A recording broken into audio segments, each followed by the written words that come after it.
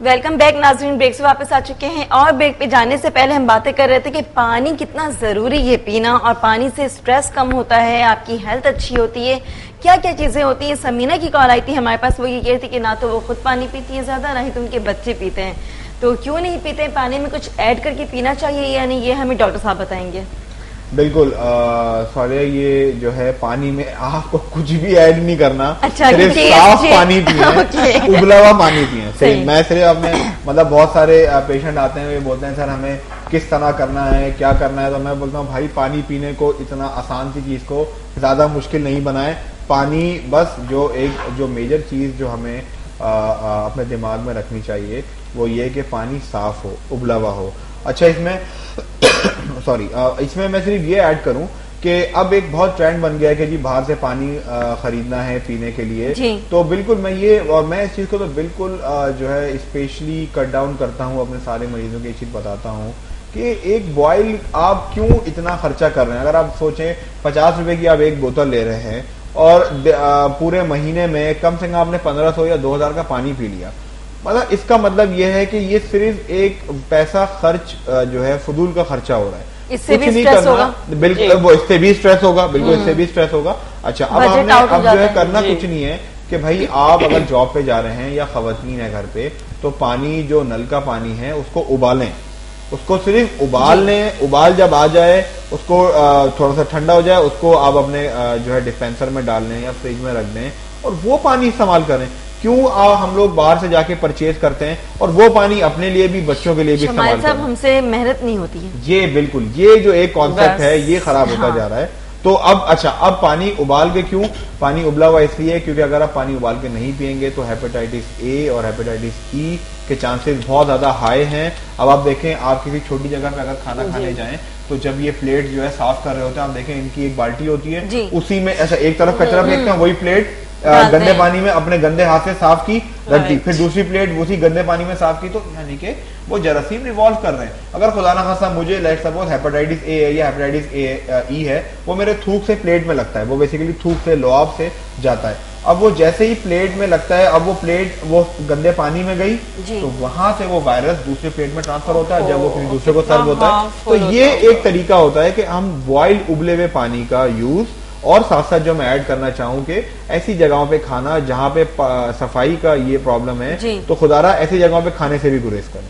ये एक मेरा आपकी सेहत खराब होगी, और सेहत खराब होगी तो मतलब बॉडी भी आपकी खराब होगी। भाई सेहत खराब होगी तो बॉडी खराब होगी, आपके बाल गिरने शुरू होंगे। होता ये नहीं कि जो हम इंटरनली जो भी कुछ ले रहे होते हैं वो एक्सटर्नली हो रहा होता है हमारे साथ, तो इसलिए कहते हैं कि इंटेक अच्छा होना चाहिए। मैं इसी चीज पे आगे एक चीज ऐड करूं, बहुत सारे लोग हैं ये बात बोलते हैं जो बड़े फख्र से बताते हैं कि जी पाकिस्तान में जो कुव्वत है मुदाफियत है लोगों की वो तो बहुत ज्यादा है, देखो यहाँ पे गटर है उसके बराबर में बच्चे जो है वो खेल रहे हैं या गटर में नहा रहे हैं, आप इनकी कुव्वत मुदाफियत देखें, ये वेस्टर्न लोगों से उनकी कुव्वत मुदाफियत कुछ नहीं होती। तो मैं उनको समझाता हूँ ये कितना बड़ा मिथ है, ये कितनी बड़ी तालीम की कमी है जो मैं बताना चाह रहा हूँ कि जब आप इतनी गंदगी से एक्सपोज होते हैं तो भाई कुव्वत मुदाफियत तो आपकी स्ट्रांग हो रही है, मगर आपकी लाइफ एक्सपेक्टेंसी यानी कि जो आपके जीने का टाइम पीरियड है वो कम हो रहा है। वो कैसे कम हो रहा है?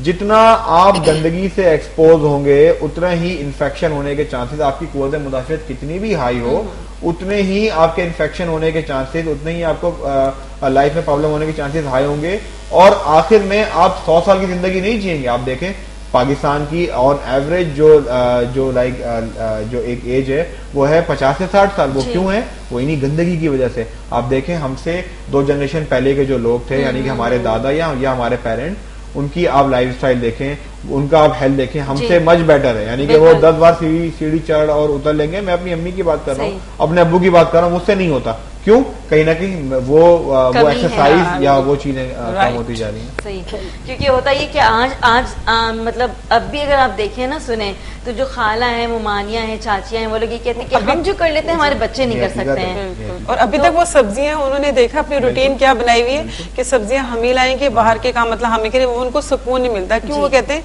कि बेटा अगर हम लोग घर पे लेट जाएंगे ना तो फिर हम लोग और बीमार हो जाएंगे। तो मतलब उनकी कितनी अच्छी उनकी ये बात मुझे लगती है कि वो बच्चों को हम स्कूल छोड़ देते हैं, हम सब्जी ले आते हैं, तो मतलब उनको इस एज में भी अपनी कितना ख्याल है कि अगर हम लोग बैठ जाएंगे तो और बीमार हो जाएंगे, तो एक्सरसाइज के तौर पे। बिल्कुल, इसमें मैं एक चीज और भी ऐड करूं। अब आप मेल्स को देखें, मैं मोहन देखता हूं कराची में या ओवरऑल पूरे पाकिस्तान में, अगर सब्जी लेने भी जाना होगा तो अच्छा, आजकल बाइक का बड़ा वो है, फैशन आ गया है। अब यकीन करें, अब जैसे ही आपका ऑफिस अगर यहाँ से मुझे नीचे भी जाना है तो एक ऐसा ट्रेंड बना है कि जी बाइक पे ही जाएंगे। अमूमन ये मेल्स की बात कर रहा हूँ, तो मैं बिल्कुल मैडम की बात पे आगे बढ़ाऊंगा कि वो वॉकिंग का जो कॉन्सेप्ट था वो खत्म हो गया, वो चीज बिल्कुल दम तोड़ गई है। और इसी वजह से आप देखें 30 साल 35 साल 40 साल की उम्र में घुटनों की तकलीफ के साथ मर्द अमूमन आ रहे होते हैं। अच्छा, औरतें तो फिर भी काम कर लेती हैं, मतलब कुछ ना कुछ करके सब्जी लेने चली गई या बच्चों के पीछे भाग लिया। मजबूरी बिल्कुल वो शायद मजबूरी से काम हो जाता है। मेल जो है वो अब बिल्कुल इस समय में काम नहीं कर रहे, तो ये चीज वो कॉम्प्रोमाइज नहीं करते। हाँ, वो कॉम्प्रोमाइज नहीं करे, वो उनको बाइक पे ही जाना है। और फिर जैसे साला मसला ये है कि जैसे हम खवातीन हैं, कॉस्मेटिक खरीदती हैं, अपनी कॉस्मेटिक खरीदती हैं, तो उसमें तो उनको ये नहीं पता होता कि एक्सपायरी डेट हो गई है। और आजकल अब प्रॉब्लम तो क्या, दुकानदार मतलब शॉपकीपर इतने तेज हैं कि वो ना सेल लगा देते हैं। वो इसलिए लगा देते हैं, उनको पता है ये 3 महीने से ज्यादा नहीं चलेगी, ठीक है। वो कहते हैं एक्सपर्ट तो लेने के लिए आएंगे नहीं, बिल्कुल। हाँ, वो जो बेचारे, हाँ, जो खवातीन है वो बेवकूफ बन जाती हैं, तो वो जो समझ लें कि जो 1000 रुपए की चीज है वो उनको 600 में मतलब 50% ऑफ या 60% ऑफ पे दे देते हैं। आप ये भी तो देखिए ना कि आपको क्यों 60% ऑफ मिल रहा है। जी, पता नहीं, ये आजकल मैं कहती हूँ देखें, अगर अच्छा क्लिंजर भी आप लें तो कम से कम अगर सस्ते से सस्ता भी लें तो 300 तक का होता है। और ये आजकल इंक्लूडिंग में मतलब कि लोगों ने ना एक तो ये पैकेज निकाले में पार्लर्स वालों ने, और आप यकीन करें मुझे ये समझ नहीं आता, मतलब मुझे ये बात ऑन एयर कहनी चाहिए कि लोगों ने, आप यकीन करें, अवेयरनेस के लिए 1000 में आपको वाइटनिंग फेशियल भी दे रहे हैं, ठीक है, आपको हैंड मसाज भी दे रहे हैं, आपको हेयर ट्रीटमेंट भी दे रहे हैं, अच्छे अच्छे पार्लर। तो मैं परेशान हो जाती हूँ, मैं 1000 में मतलब कौन इतना अपना लॉस करेगा, मतलब 1500 में इतने अच्छे अच्छे पैकेज, तो मुझे वो समझ नहीं आता। फिर मैं खवातीन और कहती नहीं रुमाना, वहां तो 1500 में इतना काम हो रहा है, मतलब सही बात है। फिर मैं लोगों को कहती हूँ तो बचत करने की आदत होती है। और समटाइम ऐसा होता है, फिर एक ने पैकेज लिया, वो उन्होंने अपने वो उसमें स्ट्रिकिंग का वो था और रिबॉन्डिंग का था, बहुत सस्ता पैकेज 6000 में, मैं तो परेशान हो गई।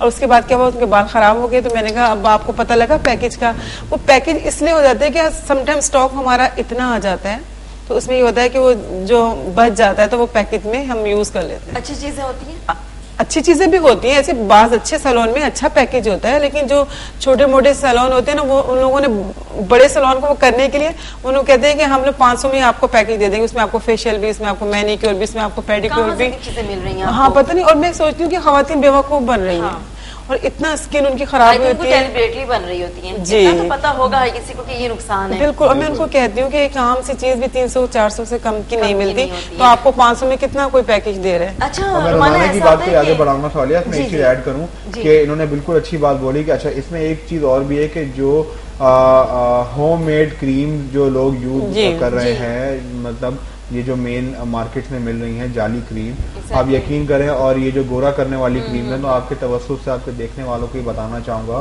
कि इस तरह की ये जो वाइटनिंग क्रीम्स हैं, इसका यूज से आपको लॉन्ग टर्म पे कैंसर हो सकता है। अब मैं समझाता हूँ कैसे हो सकता है। देखिए, जो हमारी जिल्द होती है, स्किन होती है, जो हमारा कलर होता है, मेलानिन जो उसमें एक चीज होती है मेलानोसाइड उसे हम कहते हैं, जो हमारे बॉडी के कलर को कलर डिफाइन करते हैं। यानी कि अगर मेरा कलर काला है तो वो मेरे अंदर मेलानोसाइट्स के जो सिक्रीशन है मेलानिन वो ज्यादा होगी। अगर आपका कलर फेयर है तो मेलानोसाइट्स की तादाद तो सेम रहेगी, मगर जो उसके मेलानिन है वो कम होंगे। अब होता क्या है कि तो सफेद मतलब गोरे और काले में अमूमन फर्क यही होता है कि उनकी सिक्रीशन का फर्क होता है, उसकी जो वो बना रहे होते हैं एक सब्सटेंस।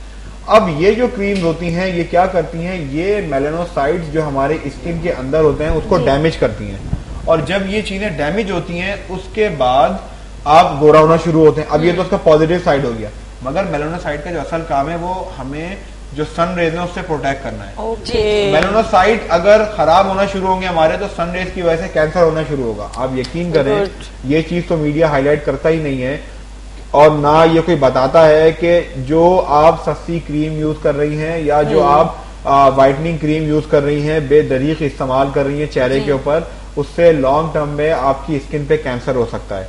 नंबर 1 ये। नंबर 2 ये फोटो सेंसिटिविटी होती है, यानी कि आप बाहर निकले धूप में चेहरे पे लाली आ जाएगी। वो क्यों आएगी लाली? अक्सर क्योंकि आपने हल्की क्वालिटी का मेकअप अगर यूज किया है या आपने ये वाइटनिंग क्रीम इस्तेमाल करी है, तो ये जो आपकी पिगमेंट है मेलानोसाइट उसको डैमेज करेगा, और जब ये डैमेज हो जाएगा तो ये एक तरह का प्रोटेक्शन दे रहा होता है सन रेज से। तो ये सनरेज से जो प्रोटेक्शन है खत्म हो जाएगा और फोटो सेंसिटिविटी, चिड़चिड़ापन, चेहरे पे लाली आना, लॉन्ग टर्म पे कैंसर होना, बड़ी लाल लाल वो लाल अच्छा नहीं, बेसिकली वो लॉन्ग टर्म पे बहुत खतरनाक चीज होती है वो। सही। तो क्या सर जरूरी है कि अगर हम धूप में कहीं बाहर निकले दिन के टाइम तो सन ब्लॉक का इस्तेमाल? बिल्कुल बिल्कुल, मैं तो अपने सारे मरीजों को ये बात स्पेशली बोलता हूँ कि जब भी आप जो है धूप में बाहर निकलें तो आपने रेगुलर बेसिस पे सनस्क्रीन जो है वो यूज करना है। SPF 60 कहते हैं। अच्छा, आपके तवज्जो से एक चीज और ऐड करना चाहूँ कि बहुत सारे मरीज ऐसे हैं या जो आपके देखने वाले हैं जो डॉक्टर के पास नहीं जा सकते या जिनको प्रॉब्लम है, तो उनके लिए लाइक मैंने फेसबुक पे अपना एक पेज बनाया हुआ है डॉक्टर शमाइल ज़िया के नाम से। तो आप जो है उस पेज पे अगर कोई भी चीज पूछना चाहें फ्री ऑफ कॉस्ट है, मतलब लाइक मेरी टीम है जो पूरा उस पर वर्कअप करती है, फ्री ऑफ कॉस्ट आपकी सारी चीजों का जवाब दिया जाएगा और कोशिश ये की जाएगी कि आपकी मसलों को मतलब लाइक फेसबुक के थ्रू हल किया जाए। तो मैं मतलब यही चीज बताना चाह रहा हूँ कि हम जो मतलब सनस्क्रीन, अच्छा अब इसमें एक चीज और ऐड करूं कि औरतें जो है जब वो चूल्हे के सामने खड़ी होती हैं उस वक्त भी उनका सनस्क्रीन लगाना जरूरी है। लोगों का एक कॉन्सेप्ट ये है कि जी सिर्फ हम जब बाहर धूप में जाएंगे तभी जो है सनस्क्रीन लगाना, मगर नहीं, जब आप चूल्हे के सामने जा रहे हैं या कोई भी ऐसी जगह जहाँ पे गर्माइश है वहां पे आपका सनस्क्रीन लगा हुआ है तो बेसिकली सनस्क्रीन प्रोटेक्ट कर रहा होता है आपकी स्किन को, आपके फेस को और आप बर्न होने से। और लॉन्ग टर्म पे जो ये चीज बर्निंग होती है कैंसर में कन्वर्ट हो सकती है। तो ये कहीं ना कहीं आप सनस्क्रीन यूज करने से अपने आप को कैंसर से बचा लें। और फिर क्या कहते हैं, अब तो कॉस्मेटिक भी ऐसी आ गई है, फेस पाउडर ऐसे आ गए हैं, बेस आपके सन प्रोटेक्शन मतलब उसमें लिखा हुआ होता है बाकायदा। तो हम लोग ये भी मतलब ये बहुत अच्छी बात है कि इतना हम लोगों को रुमाना क्या गाइड करते हैं आप लोग अपने क्लाइंट को?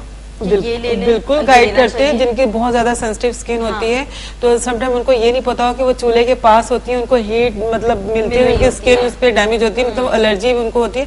समटाइम ये छोटी मोटी चीजें हैं जो मतलब खवातीन को नहीं पता।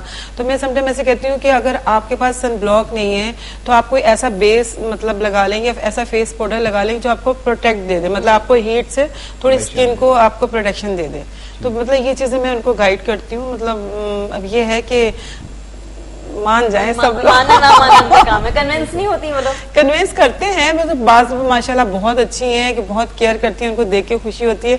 बाज तो बिल्कुल नहीं करती। मैं जो है यहाँ पे इनकी बात को आगे बढ़ाऊंगा। कन्वेंस पे आपने बात बोली तो कन्वेंस सबसे ज्यादा औरतें जो ब्यूटी पार्लर वाली मतलब जो ब्यूटी एक्सपर्ट होती हैं उनसे ज्यादा कन्वेंस होती है बनी बाद एक डॉक्टर से। और ये डेफिनेटली हमारा इस बात को जो है आगे बढ़ाएंगी और उसकी तारीफ करनी चाहिए। अच्छा। हम एज ए डॉक्टर एक बात बोलेंगे तो खवातीन जो है अमूमन उसको मिस करेंगी, उसको फॉलो नहीं करेंगी, मगर एक ब्यूटी एक्सपर्ट ने अगर एक बात बोल दी कि देखो भाई आप जाएंगी धूप में काली हो जाएंगी तो बस फिर जो क्रीम ब्यूटी एक्सपर्ट वाली बता देंगी तो वो क्रीम होनी है। तो मतलब आप सही कह रहे हैं। इसमें एक चीज और भी ऐड करूं कि ब्यूटी एक्सपर्ट होने का इस पे एक बड़ी लाइक जब आप एक ब्यूटी एक्सपर्ट होते हैं तो बड़ी एक जिम्मेदारी आपके कंधों पर आ जाती है। वो जिम्मेदारी यही होती है कि आपने एक प्रॉपर और मतलब आप लोगों की खैर तालीम भी ऐसी होती है, आप लोगों को सब सिखाया जाता है, मगर हमें एक्स्ट्रा तौर पे भी मतलब एज ए ब्यूटी एक्सपर्ट मैं आपसे ये रिक्वेस्ट करूंगा आपने बताना है लोगों को कि जी क्या क्या चीजें प्रिकॉशनरी लेनी है, क्या क्या चीजें लगानी है। अब जैसे मैं एक चीज और बताऊं कि लाइक एक बड़ा कॉन्सेप्ट है जो लाइक ब्यूटी पार्लर में होता है या अमूमन लोग खुद भी करते हैं कि ऑयल कभी कभार चेहरे पे लगा लेते हैं या ऐसी बहुत सारी चीजें जो बिल्कुल जो फेस मास्क में ऑयल थोड़ा सा डाल के फिर फेस मास्क यूज किया उससे एक्नी होने के बहुत चांसेस होते हैं। तो बिल्कुल ये तो मतलब इनको पता ही होगा डेफिनेटली। अब हल्की सी क्रीम लगाएंगी, उसके लिए कोई तेल यूज नहीं देंगे, जितना ऑयल या फेस को करेंगी उतना एक्नी होने के चांसेस होंगे। तो आपने ऑयल का यूज जो है फेस पे बहुत कम रखना है और फेस मास्क अगर आप यूज कर रहे हैं तो अपने ब्यूटी एक्सपर्ट की लाइक उनकी प्रिकॉशनरी जब वो आपको बताएं तो उसको फॉलो करते हुए आपने करना है। अलग से आपने कोई एक्सपेरिमेंट नहीं करना क्योंकि मतलब एक ब्यूटी एक्सपर्ट या एक डॉक्टर एक पूरी जर्नी कवर करके अपनी पढ़ाई करके तालीम हासिल करके एक्सपीरियंस लेके इस लेवल तक पहुंचे हैं, वो एक्सपर्ट हैं उस फील्ड के, तो आपने डेफिनेटली वो चीज माननी है। अच्छा आपने बॉडी जी बिल्कुल जी और जैसा आपने इतनी अच्छी बात बताई है ना ये ऑयल की कि अक्सर खवातीन क्या करती है रात को इतना ऑयल सर पे लगा के सो जाती है और जब सुबह उठते हैं तो पूरा चेहरा ऑयली हुआ होता है। अब प्रॉब्लम सारी ये है वो समझती है कि पूरी रात हम ऑयल लगाएंगे तो हमारे बाल अच्छे होंगे, मतलब ये जरूरी नहीं है। आप 3 घंटे आधे से 1 घंटे तक? बिल्कुल, 1 घंटा 2 घंटा भी आप लगा लें मैक्सिमम। और ना वाकई आपने, और फिर दूसरी बात ये है कि समटाइम ऐसा होता है कि लोगों का जो हेयर स्ट्रक्चर मतलब होता है उसमें ऑयली होता है। समटाइम ऐसा होता है कि वो रात को जब सोती है वो कहती है सुबह हमारे इतना माथे पे ऑयल आया हुआ होता है, मतलब ये चीज, और फिर क्या होता है वहीं से वो एक्ने शुरू हो जाते हैं। वो ऐसा होता है कि समटाइम आपका फेस एरिया ऐसा होता है कहीं से वो कॉम्बिनेशन होता है, एक हिस्सा आपका, हाँ जी, एक हिस्सा आपका ऑयली होता है, एक हिस्सा आपका ड्राई होता है, मतलब ये चीज बहुत डिपेंड करता है। तो ये थोड़ी सी चीजें ख्याल करें, डॉक्टर साहब ने जैसे बताया। और दूसरी डॉक्टर साहब मैंने देखा है एक बार कि ना अक्सर अब चैनल पे तमाम ब्यूटिशियन आ जाती हैं, अब मुझे ये समझ नहीं आता कि मैं कभी गौर से देख रही होती हूँ वो फजूल के नुस्खे मक्खन में काफूर मिला के वो आप अपने दानों पे लगाएं। एक तो दाने ऑयली स्किन से होते हैं, फिर वो मक्खन में काफूर मिला के अपने लगाएं, औरत बच्चा वो और ज्यादा खराब हो जाएगा। हाँ, अब मैं खवातीन से कहती हूँ, मतलब माशाल्लाह अब इंटरनेट की दुनिया है, मतलब अच्छा आप लोग देखें, उसमें सर्च करें, लेकिन खुदारा ये फजूल टोटकों को आप छोड़ दें। जो अच्छे जेन्युइन टोटके हैं उतना खुद भी लोगों को पता होता है कि लोग यकीन करें, मैंने तो इतना देखा है कि जी फलां ब्यूटिशियन ने मुझे ये बताया था, मैंने ये किया, उल्टा उनका मतलब चेहरा खराब हो गया। और फिर क्या कहती हैं जब उनके पास जाती हैं कंप्लेन लेकर? हाँ, फिर गुस्सा आता है, फिर हम लोग डांटते हैं कि भैया आपको खुद सोचना चाहिए, मतलब इतने फजूल टोटके। बेसन में कह समटाइम आप देखिए बेसन से, वो दूसरी कहती है साथ में आपस में बात, बेसन से आप फेस वॉश किया करें, बेसन बहुत अच्छा है मेरी स्किन पर। अब समटाइम दूसरे को क्या, बालों को बेसन सूट नहीं करता साहब, कि बेसन ऐसा होता है कि हमने यूज किया एक्ने निकल आए, तो डिपेंड करता है। हाँ, मतलब ये नहीं सुनी सुनाई बातों पे आप ये ना करें कि अपने ऊपर एप्लीकेशन शुरू कर दें, थोड़ी सी केयर करनी चाहिए। बिल्कुल। अच्छा, मैं इसमें मतलब मैडम की बात को आगे बढ़ाऊंगा। बड़ी अच्छी बात बोली कि जो तेल आप लगा के सोते हैं रात में, वो तेल आहिस्ता आहिस्ता चेहरे पे आता है, और आप देखें औरतों में यहाँ पर माथे पे और जो चीक्स पे एक्ने बहुत ज्यादा होती है, उसका वन ऑफ द रीजन जो है वो तेल का रेगुलर यूज करना है। तो तेल आपने जो लगाना है, अगर आप मालिश कर रहे हैं या अपने बालों की केयर कर रहे हैं, तो आपने हार्डली आधे से 1 घंटा लगाना है, और उसके बाद वॉश कर लेना है। तो एक चीज तो ये। फिर उसके बाद लाइक थोड़ा सा बॉडी केयर पे और आऊं कि देखें, आपने अपनी आंखों को, अपने कानों को आपने रेगुलर बेसिस पे चेक करना है। लाइक अपने आई साइड का रेगुलर जो है चेकअप होना वो बहुत जरूरी है। किस तरह से? डॉक्टर के पास? हाँ बिल्कुल लाजमी। अब देखें एक चीज, अब लाइक मैं हूँ, अब अगर मैं चश्मा उतारूंगा तो मुझे समझ में आ रहा है कि भाई ये जो दूर से चीज है ये मुझे नहीं पड़ी जा रही, ये मुझे पता है कि मेरी आई साइड कम है। तो इसमें ना मेरी कोई तालीम का आंसर है, ना इसमें, मतलब इसमें एक नॉर्मल कॉमन सेंस है ये, और ये सबको पता होता है कि अगर आपकी आई साइड वीक है, आपको पता है कि मेरी आई साइड वीक है, मगर फिर भी बस वो चलाए जाएंगे, गाड़ियां चला रहे हैं बगैर आई साइड, लाइक दूर की, इसलिए कि मेरी खूबसूरती कम ना हो जाए। खूबसूरती कम नहीं, सिर्फ वही वाली बात के लापरवाही। खूबसूरती का तो मेल्स को उतना वो नहीं होता, लापरवाही का एक बड़ा रोल है। तो अब ये जो चीज है, अच्छा अब क्या होगा, अब अपनी आंखों का केयर नहीं करेंगे, लॉन्ग टर्म पे जाके वही चीज, एक चीज हम इस्तेमाल करते हैं, लाइक एक वर्ड इस्तेमाल करते हैं, रेटिनल डिटैचमेंट, यानी कि जो आंखों का पर्दा होता है, जब आप चश्मा नहीं लगाते और आपकी आंखें मुसलसल वीक हैं, तो वो आंखों का पर्दा जो है अपनी जगह से खिसकना शुरू हो जाता है, और लॉन्ग टर्म पे जाके वो ब्लाइंडनेस हो जाती है। यानी कि सिर्फ चश्मा ना पहनने का जो खमियादा आपने भुगतना है, वो अपनी आंखों का अतिया देके, आंखों का दान देके भुगतना है। तो सिर्फ कहने का मकसद है कि हमें कहीं ना कहीं अपने ऊपर भी तवज्जो देनी पड़ेगी। अच्छा, मैं आपके तवज्जो से एक चीज और ऐड करना चाहूँ। मैं अगेन उन 98% लोगों की बात करूंगा कि हम यहाँ पे बोलते हैं कि सर यहाँ तो स्पेशलिस्ट बैठे हुए हैं जो 2500 फीस ले रहे हैं, 3-3 हजार फीस ले रहे हैं, अब हम क्या करें? मैं उनको समझाता हूँ कि भाई पहली चीज तो ये है कि एक तो हमारा कॉन्सेप्ट बड़ा अजीब सा है कि हम गवर्नमेंट अस्पतालों से पता नहीं क्यों भागते हैं।